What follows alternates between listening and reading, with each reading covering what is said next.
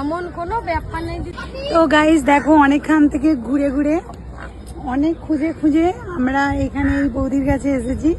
তো বৌদি হচ্ছে জলপোচের জন্য ফেমাস, তো সবাই জানো এই বৌদিকে।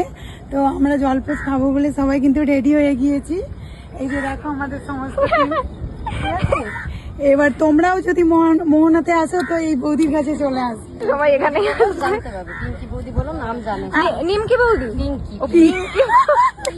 গরম জলে একটু লবণ দিয়ে দিবে। তো তোমরা মেনুটা দেখে নাও কিভাবে বানাচ্ছে। কুসুম গরম জলে একটু লবণ দিয়ে দিবে, তারপরে ডিমটাকে আস্তে করে, যাতে কুসুমটা না ফাটে। হ্যাঁ, কুসুম ফাটলে ঘেঁটে যাবে।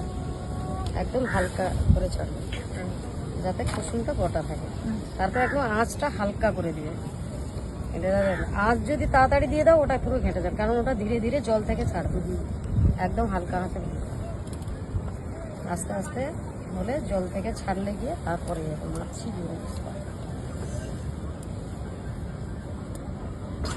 তারপরে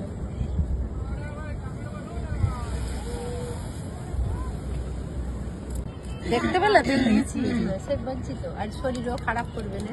হ্যাঁ, কতটা হেলদি বুঝতে পারছো, পুরোটাই হেলদি। আমি মোবাইলেও তো বলেছি। গাইস দেখো, ফাইনালি এটা রেডি হয়ে গিয়েছে।